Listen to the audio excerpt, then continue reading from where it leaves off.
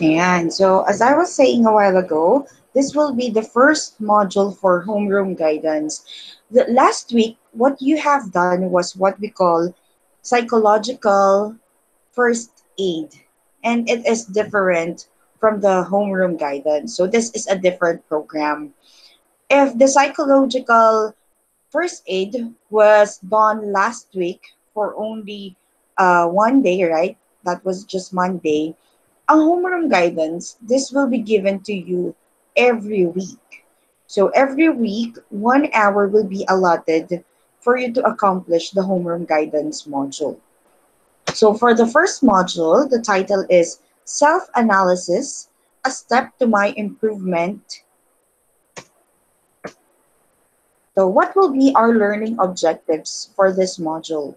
At the end of this module, you are expected to identify your strengths and weaknesses and their role on your personal development, show ways to enhance strengths and overcome weaknesses on different aspects of personality: physical, physiological, mental, spiritual, social, moral, and emotional, and express an oath of commitment in valuing yourself. So this will be taken kanina, as I've told you, week 1 of first quarter.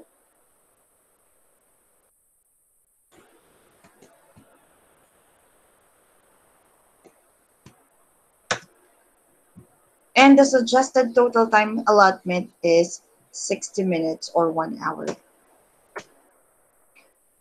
Materials needed. First, you need to have the personal goal development worksheet, which was already given to you, pledge of commitment, homeroom guidance portfolio or notebook or clean sheet of paper. In our case, you will be using yellow paper, so do not answer on the module itself. You need to get another yellow paper, and that's where you will answer this module. Excuse me. And coloring materials if available. So let's have the introduction. This module is actually intended for self-awareness. Okay? Bakit kailangan nating magkaroon ng self-awareness? Especially now, during this time of pandemic, a lot of you are actually questioning yourself. Diba? Kung kakayanin ba ang bagong setup sa education system natin, yung tinatawag nating new normal in education. So a lot of you are actually doubting about themselves, their abilities and capabilities. Okay? Lalo na sa pagsagot ng modules. Do not worry. As I've said before, ang kailangan lang talaga at this moment is discipline, effort, and more effort. Okay? Kapag meron ka nito, I'm so sure na hindi ka mahihirapan sa bagong setup natin sa education. So since people like you are in constant change where family, school, community, and others play a vital role, you have to be mindful on your strengths and weaknesses. Hence, self-evaluation is greatly needed nowadays, especially during this time of pandemic. You need to assess what you have done so far in terms of managing the kind of life you have now and how your strengths and weaknesses help in facing the challenges brought about by the difficult situation. If you can still remember, during our PFA or psychological first aid, we were asked to assess ourselves. Ano ba yung mga strengths natin? And ano yung mga sources of strengths natin? Kailangan yan so that we can still accomplish our tasks on time. So let's have the first activity. Let's try this. The mirroring therapy. So ang gagawin nyo lang dito, you need to face in front of a mirror. Huwag kayong matatakot, sarili nyo lang yan, okay? So face in front of a mirror and act out your emotional reactions on the following scenarios or aspects of your personality. Ibig sabihin, if you're happy about it, smile. If you're sad about it, frown. If you're mad about it, Do it with your facial expression. So, gawin mo siya. Okay? For example, your facial structure. Are you happy about it? O medyo hindi? But you should be happy, okay? Embrace your own self. Yan. Next, yung circle of friends na meron ka. Okay, what will be your emotional reaction?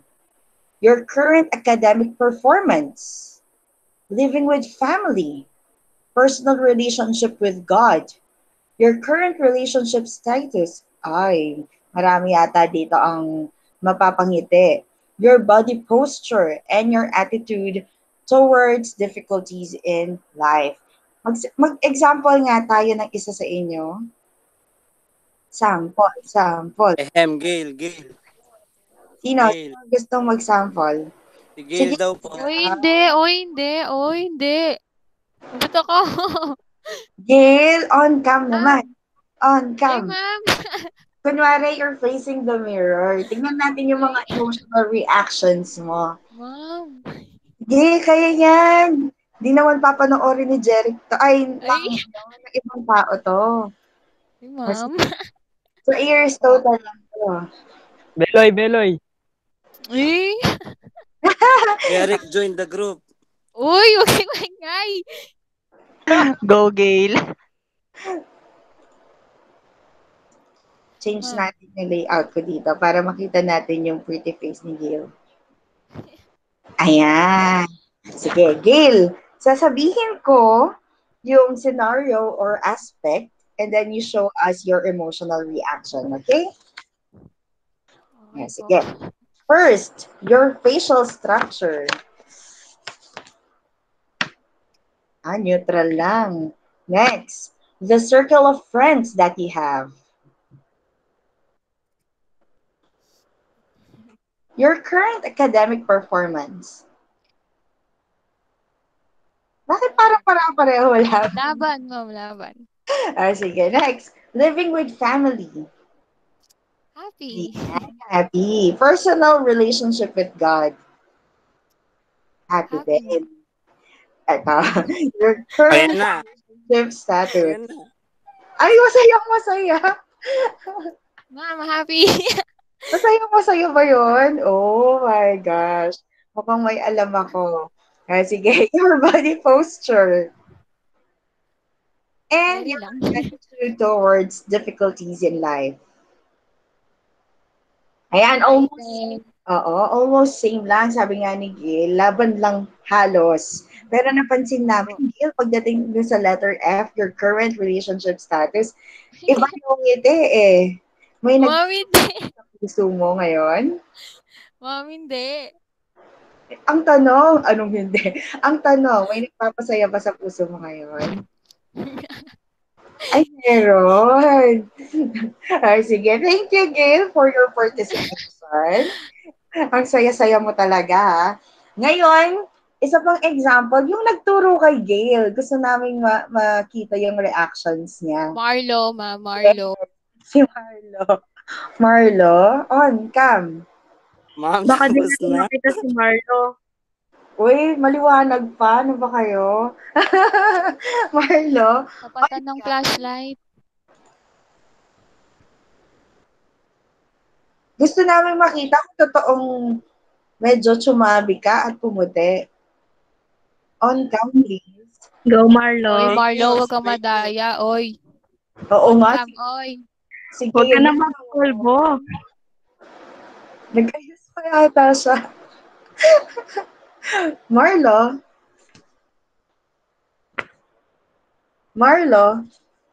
Wow. Kaya mo yan. Dali na.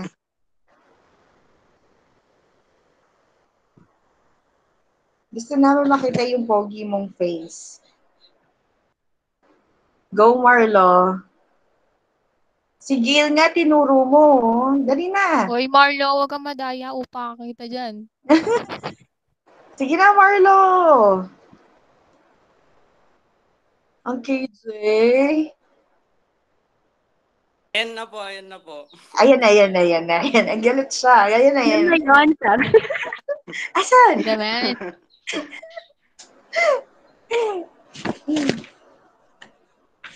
Ayun.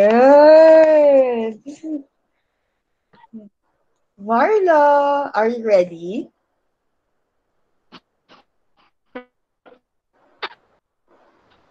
Sige. Marlo, show your emotional reaction on the following aspects. First, your facial structure.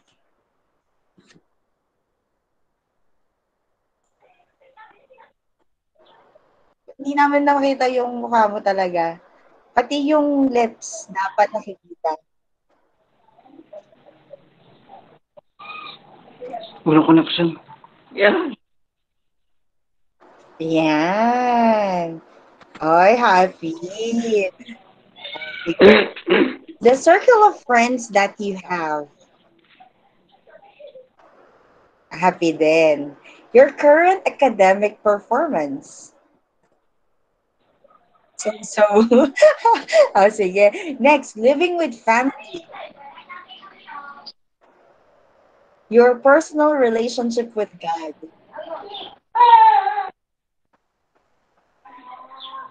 Di na namin makita yung lips mo. Sobrang happy, ma'am. Oh, Marlo, ito. Your current relationship status. LDR. Bakit? LDR? Your body posture.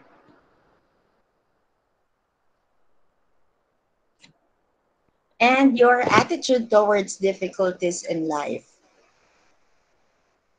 Pa. Ba't tawang-tawa ka dyan? Sige. Thank you, Marlo. Baka may gusto pa mag-volunteer. Meron pa ba? Wala na? Sige, let's move on with the next. Email daw, ma'am. Sino? Jack, ma'am, si Jack. Kaya, ma'am. Kaya. Email. Si Neil Sino? daw po. Si Neil? Neil daw po. Email, ma'am. Si Jack, Si ma'am. Neil daw po, ma'am. Yusi. Si Neil na naman. Baka pag pinost na naman natin itong screenshot na to eh.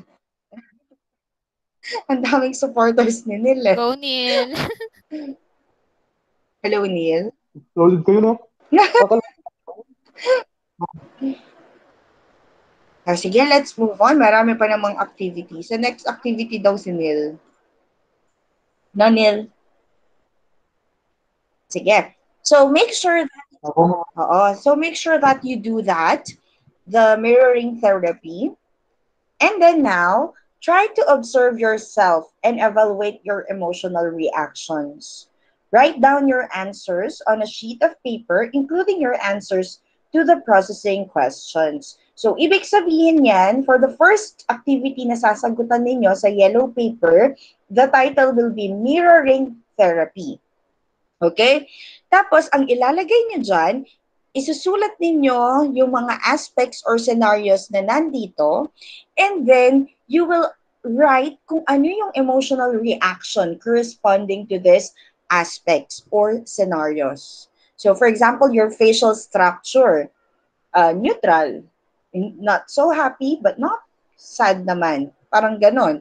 O kaya, if you're too happy about it, so sulat mo, I'm happy about it. Ganyan. The circle of friends that you have, I'm very happy about it. Ganon ang magiging first na activity ninyo.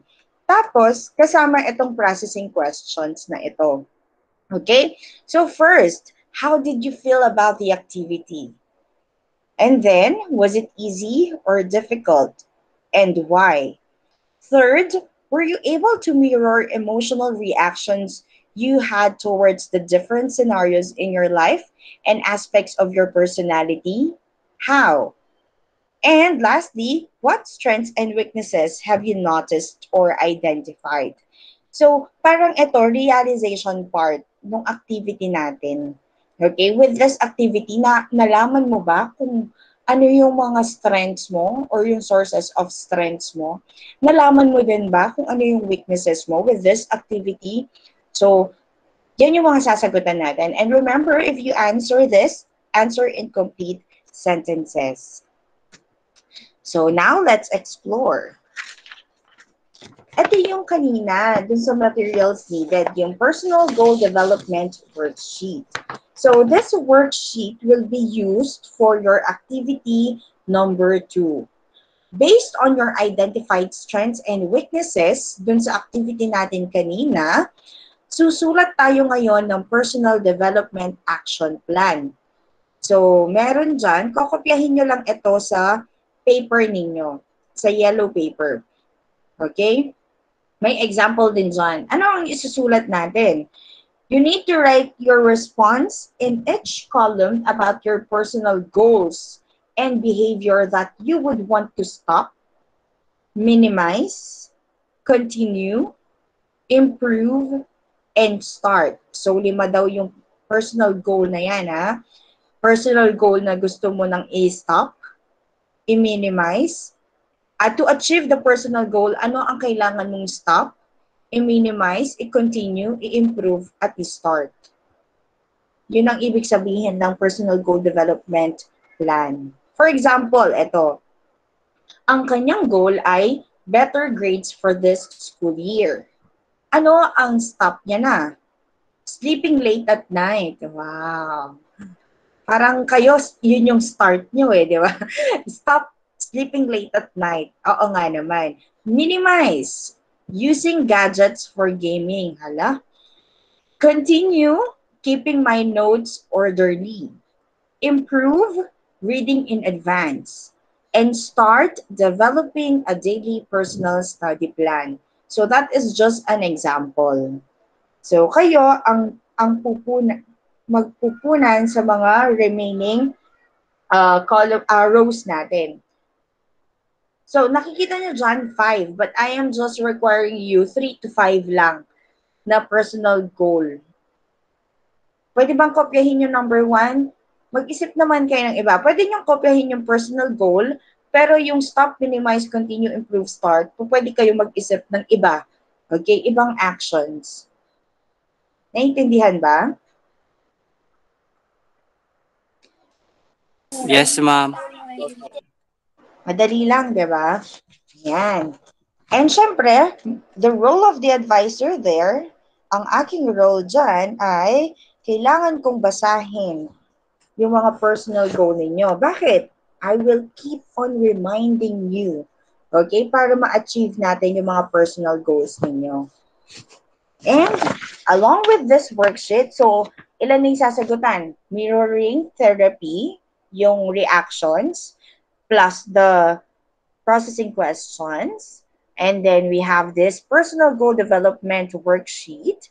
And then the processing questions. Ayan.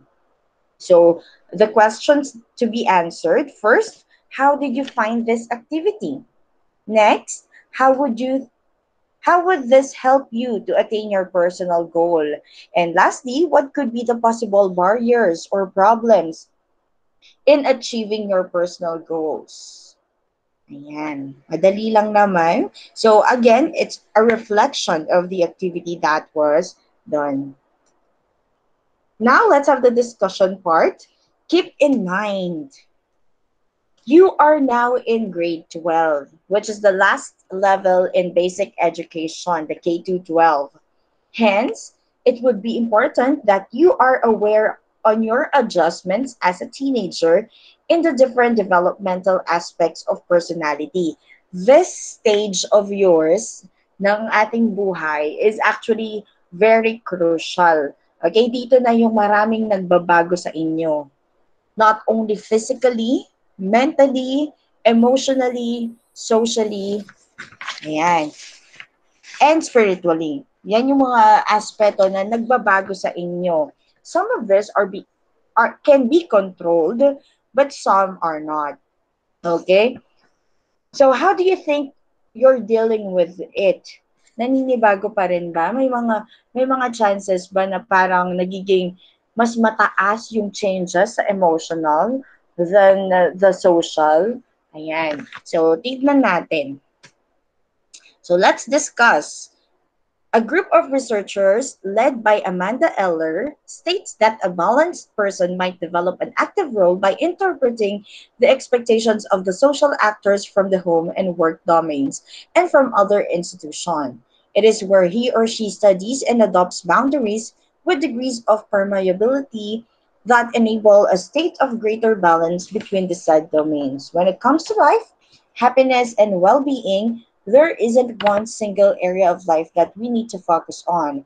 Instead, life is multidimensional and dynamic.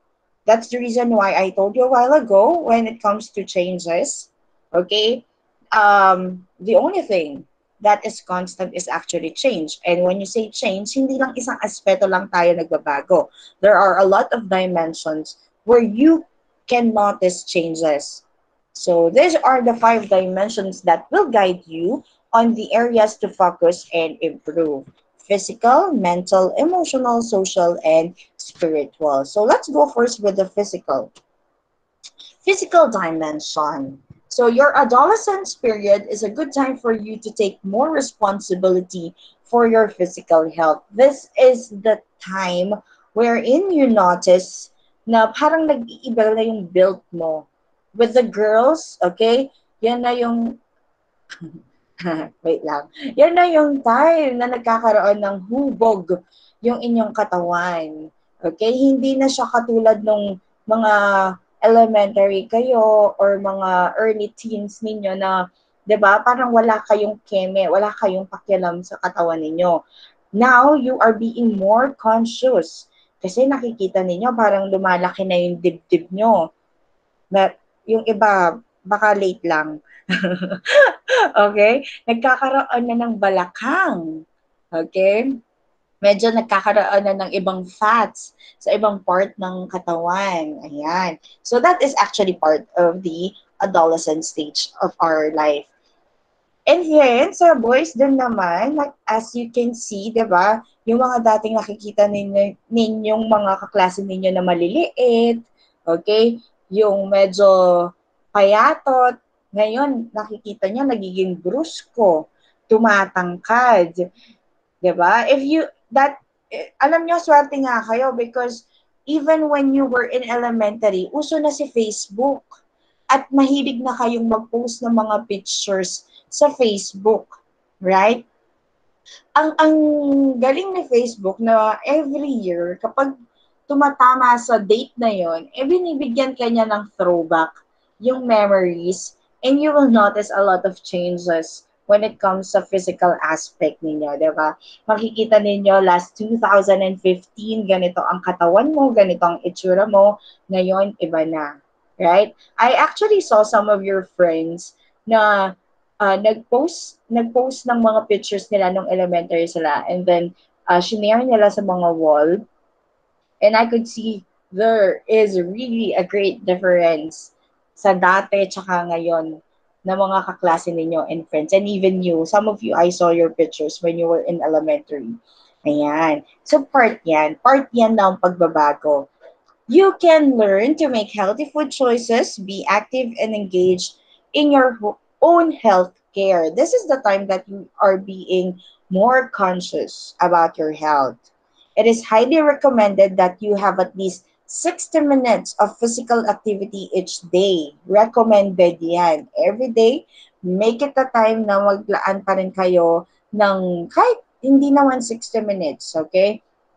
Para lang at least hindi ka lang puro nakaupo, sumasagot ng modules, magkaroon ka naman ng ibang physical activity.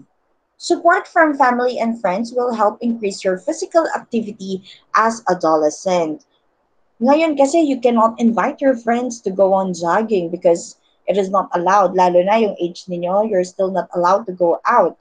'Di ba? So maybe you can do it indoors na lang. Okay? Pwede kang mag-zumba sa loob ng bahay. Pwede yan.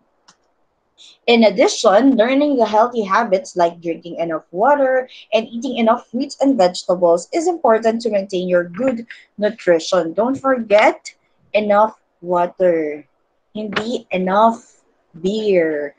Enough Red Horse. Hindi. Okay, water po. ang kailangan.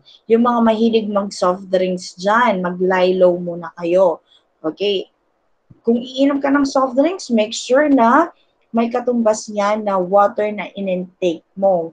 Okay? Para hindi ka maging acidic.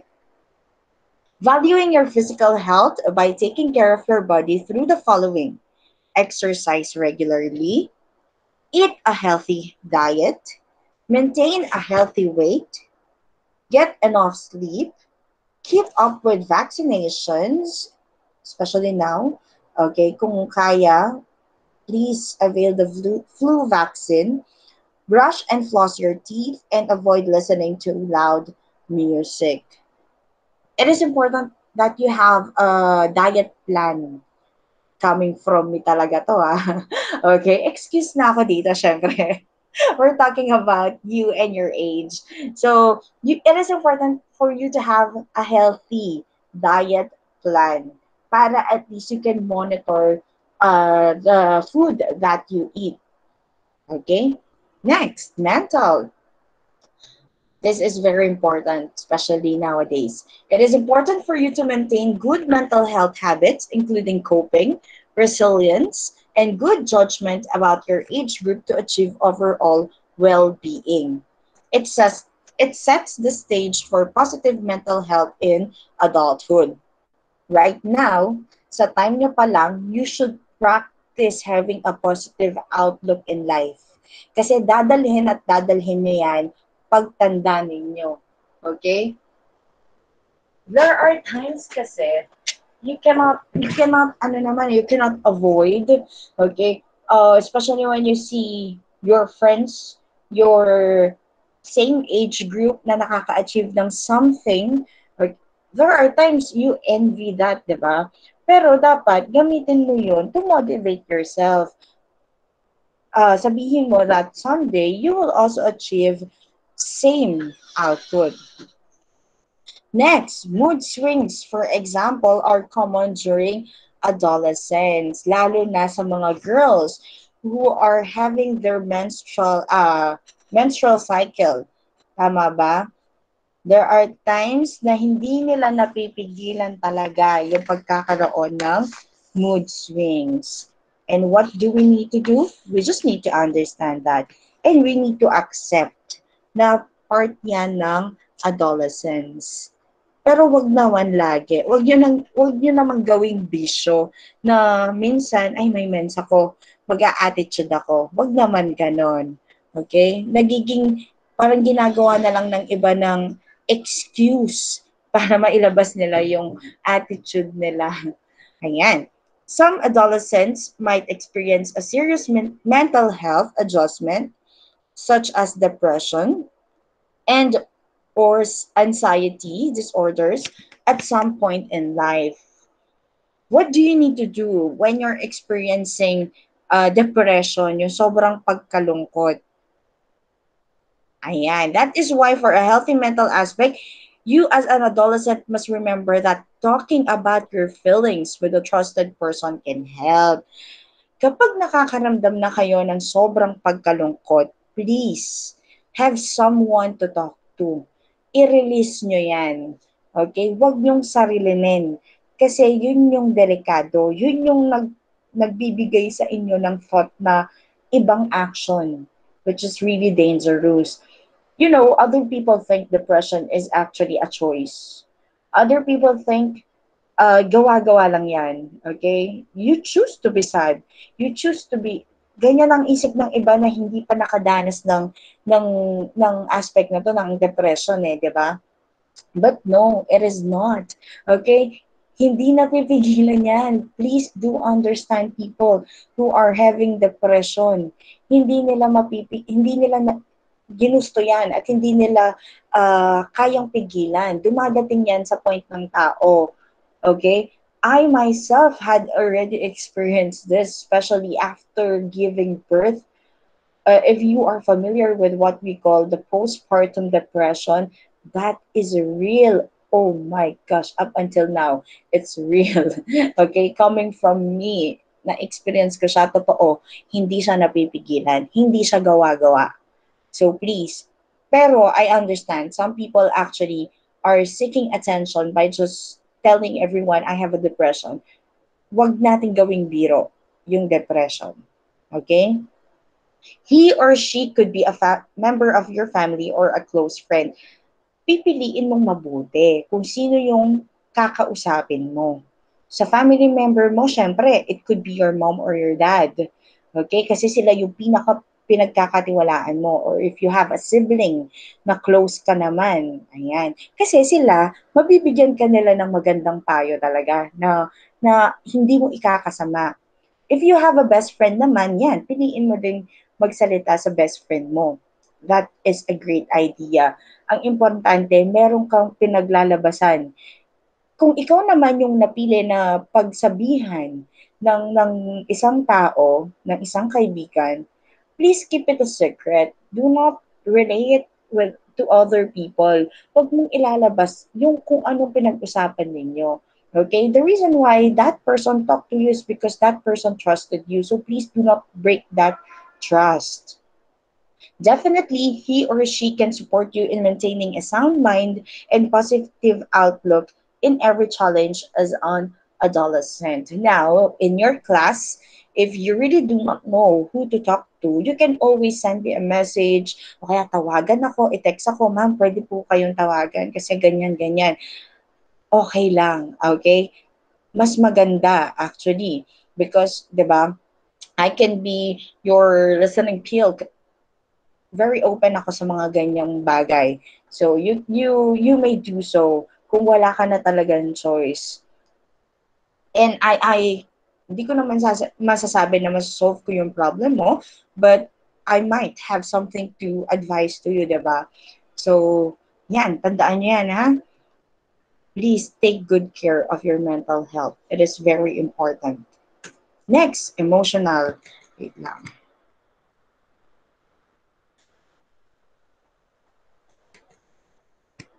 Ayan. Emotional. The adolescent's healthy emotional development is marked by gradually increasing ability to perceive, assess, and manage emotions. This is a biological process driven by physical and cognitive changes and heavily influenced by context and environment. This stage of your life is actually crucial. Kasi nga, sabi ko sa inyo kanina, when it comes to emotional aspect, nagbabago na kayo. Nagkakaroon na nga kayo ng tinatawag nating mood swings. Okay? Bakit nagbabago ang ang ang inyong emotional aspect? It's because of your environment. Dito na later on, i-discuss natin sa social aspect yan. Dito na kasi pumapasok yung mas nagiging yung relationship ninyo with your friends is mas nagiging stronger than your relationship with your family. Kaya ang nangyayari when you are inside your house, when you are with your family, and there is something lang na nag-trigger ng inyong emotion, like for example, yung pagkagalit ninyo, okay, madali kayong magalit na nagdudulot ng, 'di ba, gulo inside the house. Have you experienced that? Like, for example, may nasabi lang sa inyo, tapos umandar yung napaka very sensitive side niyo, and then yan, nag-burst out ka na ng anger mo, nakasagot ka sa parent mo, something like that. Ayan. It's part of being an adolescent. Pero please, if you can handle your emotions naman, okay, try to extend your patience and your understanding with people. And during this time, you generally become more aware of your own feelings and the feelings of others, but these perceptions may still be weak. There are times that you are being sensitive, alam mong nakasakit ka, alam mong someone actually reacted to your action like this, okay? Pero minsan, parang nawawala din yung pagka-sensitivity mo. Minsan, andun din yung pagiging insensitive. Okay? And that is part, again, of this stage. You sometimes might expect to keep your emotions from interfering with performance in school, tasks, and other activities, but doing so may be challenging in a complex environment. 'Di ba? Ang sinasabi lagi, if there is a problem inside your house, if there is a problem within your family, okay, wag mo nang dadalhin yon pag pumasok ka sa school because it will really affect your day and your relationship with your classmates and your friends. 'Di ba? Pero minsan mahirap din gawin yon. Yung ihiwalay kung ano yung talagang nararamdaman mo way back home at sa school. That is challenging. You may be excited to take on new challenges to become more independent, whereas others may need more support to build confidence. Yung iba sa inyo, they can already manage their own feelings, their own tasks, okay? Nagiging independent na sila. Unti-unti nalalaman nila on how to be independent. Pero ang iba, let us accept, they are really having a hard time to show what they really are. Okay? Kulang pa sila ng confidence. And so, we need to help them build this confidence para makonquer nila yung, kung ano man yung weaknesses nila. And the process of emotional development gives you the opportunity to build skills, discover unique qualities, and develop strengths for optimal healthy emotion. And next is social. You, as an adolescent, must continue to refine how you relate with others. The questions like, who am I? Or who do I want to be? May direct you to have a deeper understanding of yourself. This is the reflection that we actually did part ng mirroring therapy, okay? You need to understand, sino ba talaga ako? Ano ba talaga ang gusto ko sa buhay ko?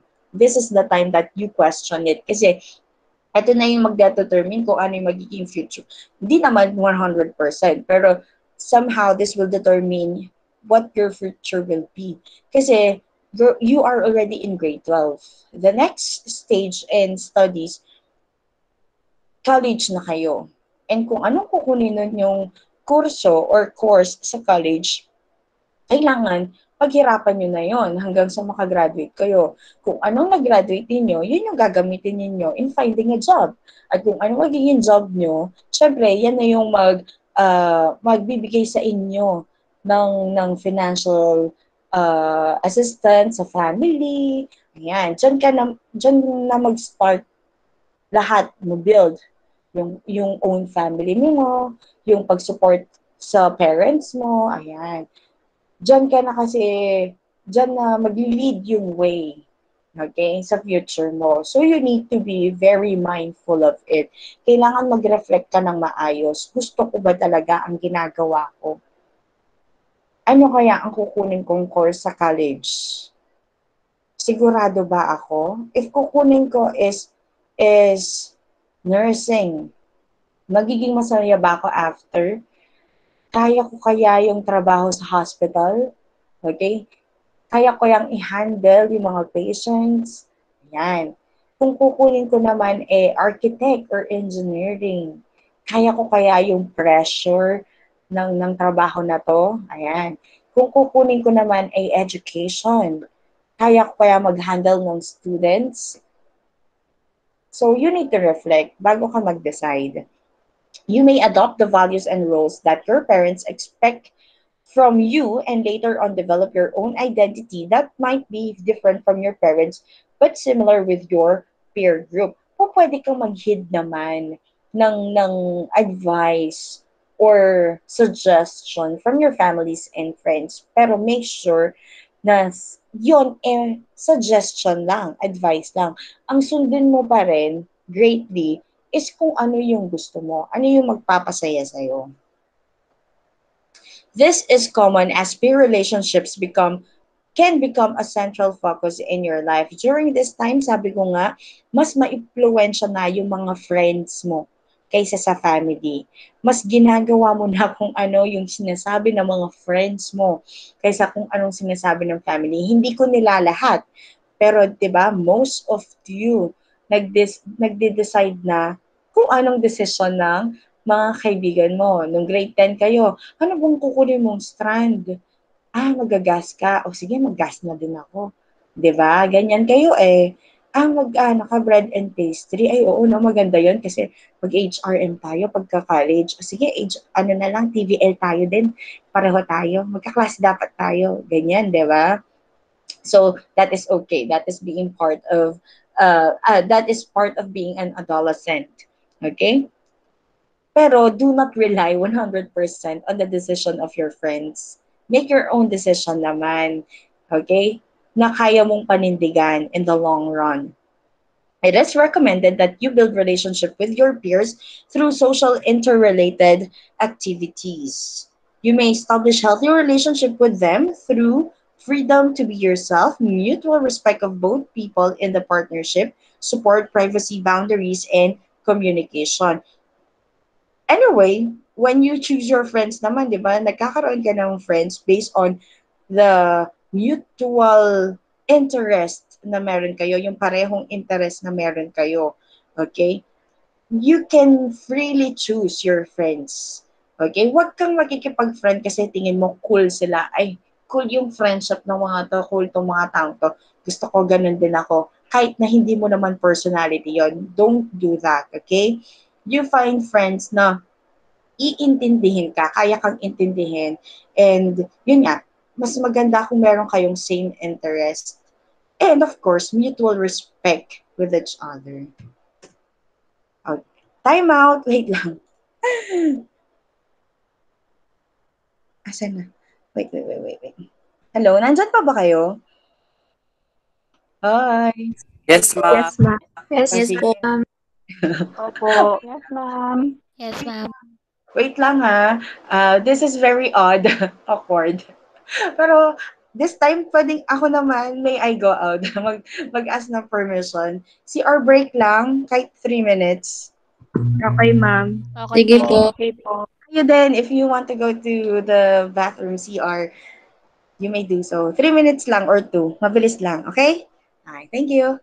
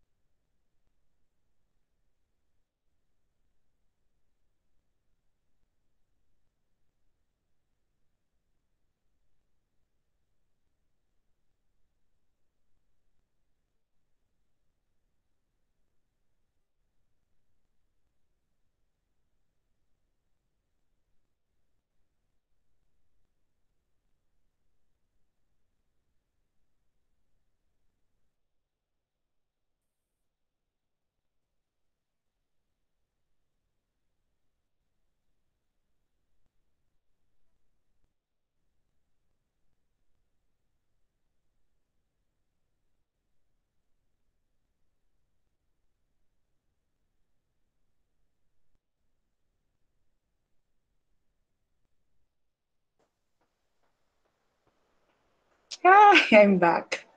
Sorry. Hindi na ba? Nag-CR din ba kayo? Pasensya na. Hello, nandyan pa ba kayo? Yes, ma'am. Opo. Opo. Sorry. Yes, ma'am. Di na kinaya ng ano ko. Yes, ma'am. Sige, continue na natin. Malapit na actually yon. We are already on the last dimension. Let me just share the screen again.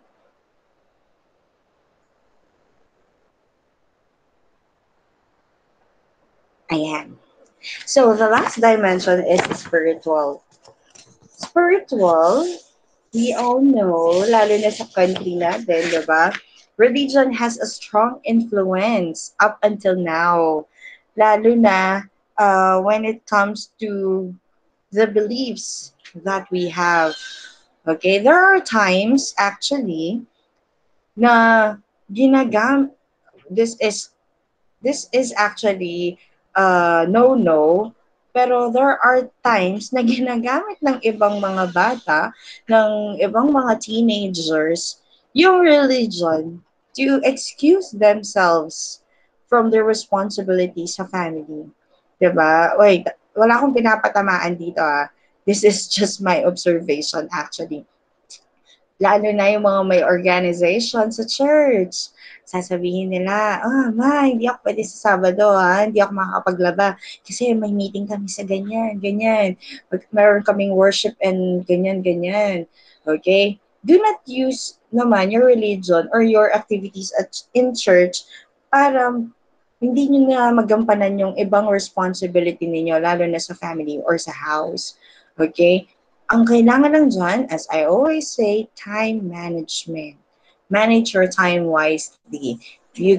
Siguro po pwede naman na you do your responsibilities muna at home, and then after that, you can ask permission from your parents para naman gampanan ninyo yung responsibility ninyo sa organization ninyo sa church. 'Di ba? Hindi naman kasi ibig sabihin na hindi ka nagpa-participate sa mga organizations sa church, hindi ka na accepted by God. Hindi siya ganun. Your faith is still there kahit na hindi ka naman ganun ka-active sa mga organizations, right? Okay, you find time. That's better. If you have these organizations, much better.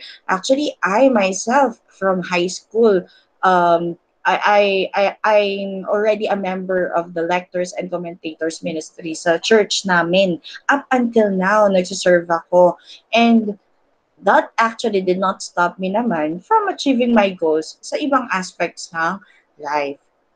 So you do that, pero you need to make sure na hindi napapabayaan yung ibang responsibilities natin. So the teenagers who are guided and nurtured by a clear belief system and spiritual activities are much less likely to go off the rails during adolescence. Yun daw nag-guide ng maayos sa mga activities nila, sa religion nila, mas, I don't know if this is the right term, pero hindi sila napapariwala compared sa ibang mga teenagers na walang ganong activities, kind of activities. Okay? Kasi nga naman, instead of spending your time with matters na pag-inom, pag-tambay, pag-chismis, okay? Why not spend that extra time doing spiritual activities? Mas maganda pa yon. Or social activities, po pwede din, di ba? The experiences and observations you have in your spiritual aspect could continuously refine your belief system. It is better to be surrounded by adults who can be your good role model and a source of inspiration to improve your life direction than to be with people who are very prone to be off track in life. So, piliin ninyo yung mga tao na mag-guide sa inyo. Pero hindi naman ibig sabihin, piliin ito, alam ko mabuti to kasi lagi nagsisimba to, lagi ko nakikita sa church to, so dito ako sasama. Tandaan nyo, hindi lahat na nagpupunta sa church ay mga banal. Okay? Kailangan isabuhay din natin kung ano yung natututunan natin sa church. Hindi enough yung mag-attend ka ng mga services ninyo sa church or ng mass ninyo sa church and that's it. I'm already holy. I'm already good. No. You need to live with it. Yun yung pinaka-essence ng ating pagsisimba. Okay, so that is in the dimension of spiritual. Now let's move on with the personal development plan. After internalizing the five dimensions of human individual, it is important to include personal development plan to manage your strengths and weaknesses. A personal development plan is an action plan for self-development within the context of education, relationships, career, or for self-improvement. It provides an awareness and reflection that will help you set and reach personal goals and improve on various aspects of your life across various life stages. So this is actually what we did or what you will do on the worksheet kanina, yung personal goal development worksheet. So this is just an explanation. So po pwede, dahil limang numbers ngayon, po pwedeng mag-set kayo ng 5 personal goals sa limang dimensions na na-discuss natin. Yan. Para mas may iba-iba tayong variations na makita. Now, let's have the next activity, poem writing challenge. Ayan. Let's be creative. Write a poem of at least 4 lines lang. Hindi 4 stanza. Okay? Lines lang po about your personal insights and how you value yourself. You may read the poem with your family at home or share it with your friends in your social media accounts. But I am requiring you to share it on your Facebook with a hashtag. Anong title ng module natin? Yun yung hashtag natin. Hashtag a step to my self-improvement. Iklian naman natin. Do you have any suggestion? Para at least para-pareho tayo na hashtag.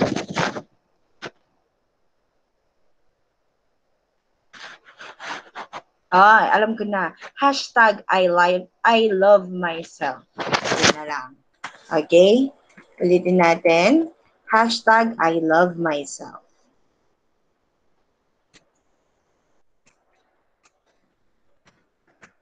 Hindi naman siya narcissistic tignan, no? Carry lang naman siguro, no? Ayan. Hashtag I love myself. Okay?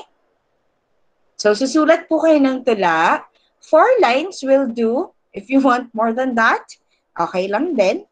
And then, at the end of it, you need to write hashtag I love myself. Okay?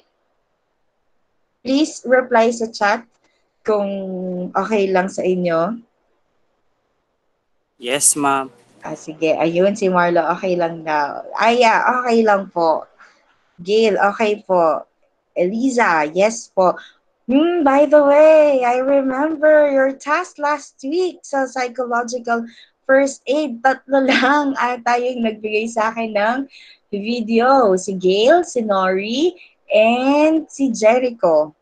So, automatically, they will receive the prize. Para pareho na lang, I will commit on 200 divided by. Okay lang bang si 60 pesos kayo na load na lang, yung 3? Okay lang. Since 3 lang naman sila, edi bigyan na lang natin lahat ng load, yung 3 yon. 3 lang, di ba? Meron bang nagbigay ng ibang video? Wala. Silang 3 lang. Yung chant or cheer. So, congratulations, Gail, Jericho, and Nori. You will receive 60 peso load from me. Sample. Please, please send me your current and pinaka-active na phone number para ma-load ko later. Okay? Alright. Congratulations. Sige. So, ngayon, ayan. Please, i-public ninyo yung gagawin ninyong home. Set it into public. Okay? Hindi naman paramihan ng likes to. Para at least makita ng ibang tao on how you value yourself. Next, what I have learned. So this, Yung home, other than the social media account, syempre baka hindi ko makita yan o baka yung iba hindi naman nagsulat, isulat din ninyo doon sa yellow paper, sa activity sheet ninyo. Ayan. What I have learned. So now, after making a home, you will do the pledge of commitment. So you make your own pledge of commitment, stating that despite the many challenges you are facing right now, still, you are able to manage life with courage and determination. You write it on a sheet of paper. So you will commit yourself na kahit ano pang challenges ang mangyari or dumating sa buhay ninyo, you will not stop achieving your goals. Hindi kayo susuko. You will not surrender. Instead, you will survive this. Okay? Dapat full of courage and determination lagi. So, ano ang ipapangako mo? Ano ang i-commit mo? Okay? Para malagpasan mo itong mga challenges na to. You will write it there. So, pledge of commitment, tapos yung ipipledge mo na gagawin mo. Okay? To commit yourself. So, I think that's the last activity. No. Second to the last pala yun. So, ulitin lang natin yung activities para hindi kayo malito, ha. First activity, mirroring therapy, the emotional reactions. Second, processing questions ng mirroring therapy. Third, the worksheet, yung personal goal development plan worksheet. Fourth, the processing questions for the worksheet. And then fifth is the poem. And then sixth is the pledge of commitment. So 7 ang total. 7 is share your thoughts and feelings. Ano naman ang gagawin natin dito? So congratulations! You have come this far. Share the insights you learned by filling out the following graphic organizer. So you will also do this in your yellow paper. So as you can see, dapat ganyan, may hagdan. Okay? So sa first step, ano yung mga gagawin mong steps on how to achieve your personal development. So sa first step ng hagdan ninyo, ano yung first step? Step 1, and then step 2, and then step 3. Tapos, yung personal development ninyo, isusulat nyo dyan. Okay? So, doon sa ginawa nating personal, or gagawin nating personal development plan worksheet, pili ka ng isa doon na pinaka-pinaprioritize mo. Alin doon yung pinaka-pinaprioritize mo na gustong-gusto mong ma-achieve. Pili lang ng isa. And then, yun yung isusulat mo sa personal development. And then, ano yung mga steps na gagawin mo para ma-achieve yung personal goal na to? So, step 1, 2, 3. Okay?